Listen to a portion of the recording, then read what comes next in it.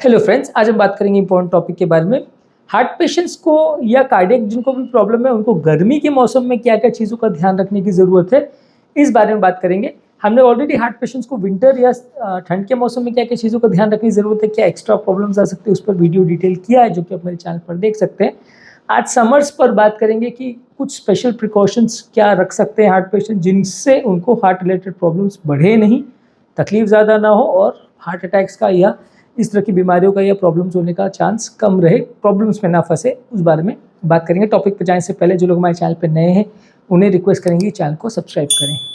सबसे इंपॉर्टेंट चीज़ है, देखिए हार्ट पेशेंट के लिए या किसी भी पेशेंट के लिए ज़रूरी है, समर सीजन में सबसे बड़ा प्रॉब्लम होता है डिहाइड्रेशन का, क्योंकि एक्सेसिव गर्मी की वजह से बॉडी का पानी लूज़ हो जाता है। बॉडी एक्सेसिव पानी को निकालती है ताकि बॉडी के अपने स्किन लेवल को कूल कर सके, लेकिन कई बार जब बहुत ज़्यादा गर्मी होती है और खासकर आपका एक्सपोजर उसमें बहुत ज़्यादा होता है तो बॉडी डिहाइड्रेट होने का चांस ज़रूरी है। तो इसलिए ज़्यादा से ज़्यादा मात्रा में पानी पीजिए।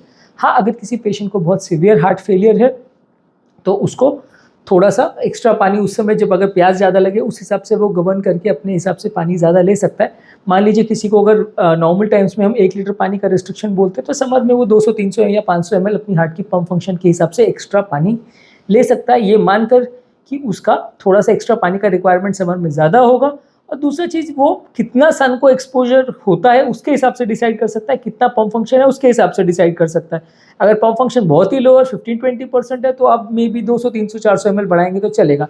पंप फंक्शन अगर नॉर्मल है और 30-40% से ऊपर है और सांस का तकलीफ नहीं है तो फिर आप दिन भर में आधा से 1 लीटर भी अगर एक्स्ट्रा पानी लें तो चलेगा। जो लोग मिड जोन में कि थोड़ा बहुत सिम्टम्स है, पंप फंक्शन 25-35 के बीच में है, वहाँ पे उनको पानी जो है लगभग 500 ml से 700 ml एक टाइम में बढ़ा दे तो चलेगा। ये इनको इंपॉर्टेंट चीज़ ध्यान रखने की ज़रूरत है, क्योंकि समर में सबसे बड़ा प्रॉब्लम हार्ट पेशेंट के लिए डिहाइड्रेशन का ही होता है। नेक्स्ट इंपॉर्टेंट चीज़ है कि गर्मियों के टाइम पर हीट का एक्सपोजर को बहुत ज़्यादा अवॉइड करिए। बहुत ज़्यादा आप समर के टाइम में धूप में ज़्यादा मत निकलिए, अपनी आउटडोर एक्टिविटीज़ जो है वो ढंग से प्लान करिए। अगर आप बहुत ज़्यादा सन को एक्सपोजर आपका होगा तो उस समय आपको सनस्ट्रोक होने का चांस, डिहाइड्रेशन होने का चांस, सडन बॉडी में स्ट्रेस होने का चांस, स्ट्रेस हार्मोन्स बनने का चांस बहुत बढ़ जाता है। तो इसलिए जब भी आप धूप में बाहर निकले तो प्रोटेक्टिव क्लोथिंग पहन के रखें, मतलब थोड़े लूज कपड़े या जिसमें आपको ब्रीथ करने को वो ब्रीथ करने के लिए सुविधा अवेलेबल हो, कि जिसमें आपको कंपेरेटिवली वो लाइट वेट कपड़े हो, बहुत ज़्यादा हैवी कपड़े नहीं हो, बहुत गर्मी ना लगे। हैट्स यूज़ कर सकते हैं, अम्ब्रेला यूज़ कर सकते हैं। ये सब चीज़ों से आपका कंपेरेटिवली धूप का एक्सपोजर डायरेक्ट सनलाइट का कम होगा। सनस्क्रीन वगैरह यूज़ कर सकते हैं ताकि आपको स्किन प्रोटेक्शन मिले। डायरेक्ट हार्मफुल अल्ट्रावायलेट रेज जो कि ओवरऑल आपकी हेल्थ के लिए नुकसानदायक रह सकते हैं, तो उनसे भी आपको अपने आप को बचाना है। तो समर के टाइम ये एक जनरल इंस्ट्रक्शन है सबके लिए कि एक्सेसिव सन रेज के एक्सपोजर से अपने आप को बचाएं, खासकर अगर आप ट्रॉपिकल क्लाइमेट या गर्म देशों में रह रहे हैं।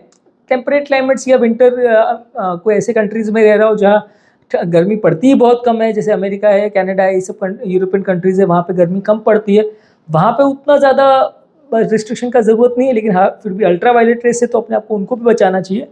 लेकिन हाँ, डायरेक्ट सनलाइट का वहाँ पे इतना प्रॉब्लम नहीं। यहाँ पे जहाँ टेम्परेचर 35, 40, 45, 50 तक भी चले जाते हैं, उतना हाई तक भी हो जाते हैं कभी कभी टेम्परेचर्स, तो आपको अपने आप को प्रोटेक्ट तो करना पड़ेगा। नेक्स्ट इंपॉर्टेंट टिप है कि अपनी आउटडोर एक्टिविटीज़ को प्रॉपरली प्लान कीजिए। या तो आप सुबह 7-8 बजे अपनी जो भी एक्टिविटीज़ है उसको करना का कोशिश कीजिए, या शाम को धूप ढलने के बाद अपनी एक्टिविटीज़ को कीजिए। दिन भर में आपका ऑफिस वर्क, क्लरिकल वर्क उस तरह से आप कर सकते हैं, लेकिन जहाँ पे आप एयर कंडीशन एनवायरनमेंट में हो या जहाँ पे आप प्रॉपरली ठंडे एनवायरनमेंट में हो वहाँ पे अपना काम करिए। बाहर की एक्टिविटीज़ को इस तरह से प्लान करिए कि या तो आप सुबह उसको कर लें या शाम को कर लें। अपने टाइम को प्रॉपरली मैनेज करिए। बीच बीच में अपने आप को बहुत ज़्यादा ओवर स्ट्रेस मत करिए, और जब सन का स्ट्रेस बहुत ज़्यादा, गर्मी बहुत ज़्यादा है, उस टाइम में बीच बीच में थोड़ा ब्रेक लीजिए, पानी पीने के लिए ब्रेक लीजिए। और अगर आपको इस दौरान कोई सिम्टम्स वगैरह हो रहे तो डेफिनेटली आपको डॉक्टर को कंसल्ट करने की ज़रूरत है। लेकिन अगर आपको बीच बीच में अगर आप ब्रेक लेते रहो, खासकर थोड़ा सा कूल ड्रिंक्स या पानी या इस तरह की चीज़ें आप लेते हो, तो कंपेरेटिवली आपको सन से रिलेटेड प्रॉब्लम कंपेरेटिवली कम होगी। मैं ऐसा नहीं कह रहा हूँ कि इतना ज़्यादा कर लो कि वजन बढ़ जाए, पर फिर भी थोड़ा सा इसको मैनेज करेंगे तो अच्छा है। नेक्स्ट है कि समर टाइम में कई बार बहुत गर्मी और ह्यूमिडिटी की वजह से एयर क्वालिटी भी कई बार कॉम्प्रोमाइज़ हो जाती है, जो कि बॉडी के वेंटिलेशन को और हेल्थ के लिए अच्छी नहीं होती है। तो एयर प्यूरिफायर्स और एयर ह्यूमिडिफायर्स आप प्रॉपर यूज़ कर सकते हैं, जो ह्यूमिडिटी को प्रॉपर कंट्रोल करे, एयर की क्वालिटी को प्रॉपर कंट्रोल करे, क्योंकि कई बार ये एयर क्वालिटी कॉम्प्रोमाइज़ होने की वजह से भी लोगों की हेल्थ बिगड़ती है। नेक्स्ट है कि जो मेडिसिन और ट्रीटमेंट का रेजिम है इसको प्रॉपर्ली फॉलो करिए, उसमें कोई गड़बड़ नहीं होना चाहिए। नॉर्मल जो आपकी प्रिस्क्राइब रेजिमेन है मेडिसिन की, उसको आपको रेगुलर बेस पे लेना है। कई बार कुछ मेडिसिन का हीट और ह्यूमिडिटी पे एडवर्स इफेक्ट्स भी हो सकता है। कोई मेडिसिन को कई बार कूल चेन में मेंटेन करना पड़ता है कि उनको प्रॉपर ठंडे एनवायरनमेंट में रखना पड़ता है, नहीं तो मेडिसिन खराब हो जाती है। तो वैसी मेडिसिन का भी प्रॉपर ध्यान रखिए, उनको फ्रिज में ही रखिए ताकि वो खराब ना हो और फ्रिज से निकाल के तुरंत ही यूज़ कर लीजिए। इस तरह की चीज़ों का आपको ध्यान रखने की ज़रूरत है, नहीं तो मेडिसिन कई बार ख़राब होने का चांस है और आपकी दवाई जो आप खा भी रहे हो वो प्रॉपर असर ना करे, ऐसा भी हो सकता है। नेक्स्ट कि हार्ट का हेल्दी डाइट प्रॉपरली फॉलो करिए, फल सब्जी वगैरह ज़्यादा लीजिए, लो फैट डेयरी प्रोडक्ट्स वगैरह ज़्यादा लीजिए, प्रोसेस्ड फूड्स कंपैरेटिवली कम लीजिए, सैचुरेटेड फैट्स कम लीजिए, नट्स और ये सब चीज़ों जिसमें बहुत ज़्यादा अगर फैट कंटेंट है उसको लिमिटेड क्वांटिटी में लें, बहुत ज़्यादा क्वांटिटी में नहीं लें। इससे आपका कार्डियोवैस्कुलर रिस्क कंपैरेटिवली मेंटेन रहेगा। समर में आने वाले कुछ इंपॉर्टेंट फ्रूट्स है जैसे कि आम है, तरबूज है, ये सब चीज़ें आप ले सकते हैं लेकिन बहुत ज़्यादा मात्रा में नहीं ले। खासकर आम का ग्लाइसेमिक इंडेक्स काफ़ी होता है, इवन तरबूज का भी ग्लाइसेमिक इंडेक्स काफ़ी ज़्यादा होता है।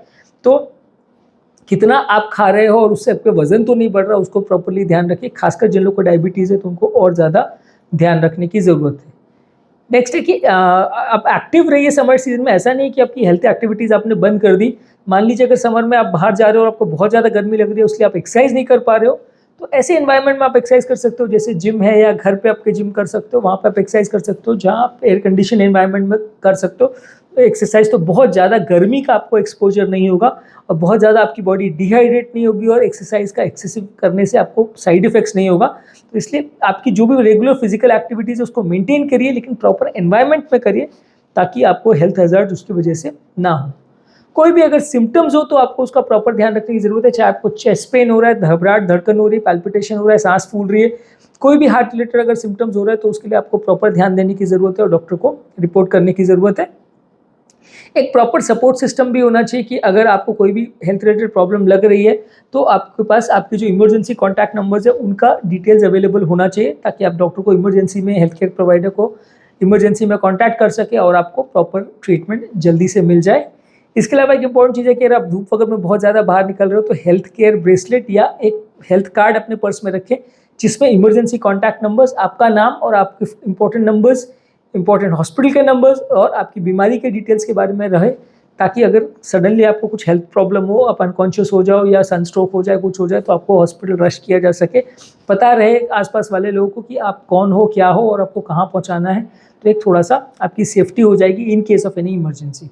नेक्स्ट इंपॉर्टेंट टिप है कि एक्सट्रीम टेम्परेचर चेंजेस को अवॉइड कीजिए। सडनली अगर आप बहुत धूप से आ रहे हो, एक टेम्परेचर 40-45 है और आपने तुरंतली ठंडे पानी से नहा लिया, या ऐसे एसी में आप चले गए जिसमें टेम्परेचर 16 चल रहा हो, 18 चल रहा हो, तो वैसे आप सडन टेम्परेचर चेंजेस अगर आपका बॉडी को होता है तो उसमें बॉडी का स्वेटिंग सिस्टम और हीट कंट्रोल सिस्टम कई बार गड़बड़ा जाता है। इसकी वजह से बॉडी पर स्ट्रेस पड़ता है, तो आपको थोड़ा सा हीट कंट्रोल सिस्टम का, बॉडी का ध्यान रखने की ज़रूरत है। ठंडे से गर्म में भी जा रहे हैं तो भी ग्रेजुअल एक्सपोजर इंक्रीज होना चाहिए, धीरे धीरे करके टेम्परेचर बढ़ना चाहिए। उसी तरह से गर्म से ठंडे में भी आप आ रहे हो तो भी सडन टेम्परेचर चेंजेस नहीं होने चाहिए, ये हेल्थ के लिए उतना अच्छा नहीं माना जाता है। नेक्स्ट है कि बीच बीच में आप शावर्स या बाथ भी ले सकते हैं। अगर आपको बीच बीच में ऐसा लगता है कि बॉडी बहुत ज़्यादा गर्म हो रही है, इतना गर्मी हो रही है, आप बर्दाश्त नहीं कर पा रहे हो, तो आप बीच में शावर ले सकते हो, बात ले सकते हो, तो इससे आपका बॉडी थोड़ा ठंडा रहेगा। बहुत ज़्यादा ठंडे पानी से नहीं और बहुत गर्म पानी से भी ऑब्वियसली नहीं, लेकिन मीडियम लेवल का पानी मेंटेन करके अगर उससे शावर लेते हैं तो थोड़ा ज़्यादा अच्छा रहेगा। नेक्स्ट है कि अगर आप बाहर का कोई ट्रैवल प्लान कर रहे हो तो उसके लिए प्रॉपर प्लान करिए, उसका प्रॉपर इटिनरी होना चाहिए, कहाँ आप जा रहे हो, कितना टेम्परेचर है, कौन सा ऑल्टीट्यूड है, वहाँ पे अगर प्रॉब्लम हो रही है कि नहीं, हेल्थ हैज़ार्ड तो नहीं है, वो सब चीज़ों को प्रॉपरली प्लान करिए। क्योंकि समर सीजन में एक बड़ा इशू ये रहता है कि लोगों की छुट्टियाँ होती है, लोग बाहर जाना चाहते हैं, लेकिन कई बार वो बड़ा इशू हो जाता है कि उसको मैनेज कैसे करें, और बाहर जाते तो उसका एन्जॉयमेंट होने के बदले अगर हेल्थ बिगड़ जाती है तो उल्टा स्ट्रेस हो जाता है।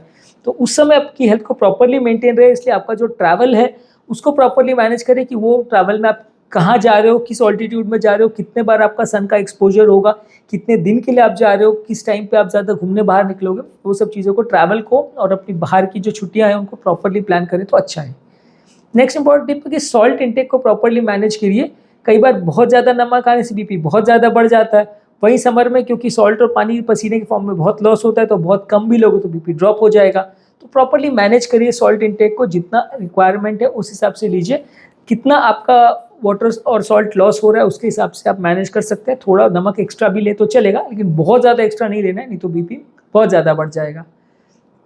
नेक्स्ट है कि अल्कोहल कंजम्पशन अवॉइड करें तो अच्छा है। अल्कोहल इस समय में बॉडी को थोड़ा डिहाइड्रेट ज़्यादा करता है, तो इस तरह के टाइम पे आपको जूसेस या पानी इस तरह के प्रवाही अगर आप लेंगे तो बॉडी हाइड्रेटेड रहेगी। वहीं अल्कोहल अगर आप साथ में लेते हो तो अल्कोहल आपकी बॉडी को एक तरह से इंट्रावैस्कुलर वॉल्यूम्स को कम करता है, डिहाइड्रेट करता है, तो वो अच्छा नहीं है। नेक्स्ट है कि स्ट्रेस मैनेजमेंट अच्छे से रखिए। बहुत हेवी एक्टिविटीज़ या आउटडोर एक्टिविटीज़ आप करते हैं तो, और कई बार समर सीजन में वैसे भी गर्मी की वजह से आपका मेंटल स्ट्रेस लेवल्स भी बढ़ जाता है, तो deep breathing exercise, yoga, meditation, ये सब चीज़ें करके आप अपने माइंड को भी शांत रखिए, तो मेंटल स्ट्रेस भी कम।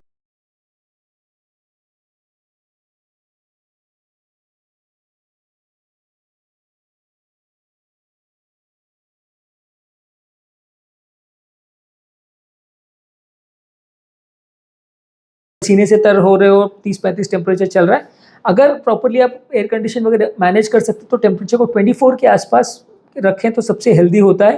20 to 24 के बीच में सबसे हेल्दी एनवायरनमेंट होता है, तो उसको आप कमरे में मेंटेन करें। बहुत ठंडा और बहुत गर्म दोनों एनवायरनमेंट रखना अच्छा नहीं है। कहीं पे भी आप बाहर जाए तो अपनी मेडिसिन को हमेशा साथ लेके जाइए। कहीं फॉरेन ट्रैवल या बाहर का ट्रैवल आप कर रहे हैं तो कई बार ये दिक्कत हो जाती है कि आपकी मेडिसिन बाहर मिलती नहीं है, उसके बाद मेडिसिन सडनली बंद होने की वजह से आपको दिक्कत हो जाती है। तो जहाँ पे भी कैरी करें अपना प्रिस्क्रिप्शन पेपर और अपनी मेडिसिन का एक एक्स्ट्रा स्टॉक लगभग 10-15 दिन के हिसाब से वो एक्स्ट्रा कैरी करें। जितने दिन आप जा रहे हो उससे 10-15 दिन एक्स्ट्रा का ही कैरी करो तो अच्छा है। मान लीजिए आप 10 दिन के लिए जा रहे हो तो 20 दिन या 25 दिन का मेडिसिन लेके जाओ तो ज़्यादा अच्छा है।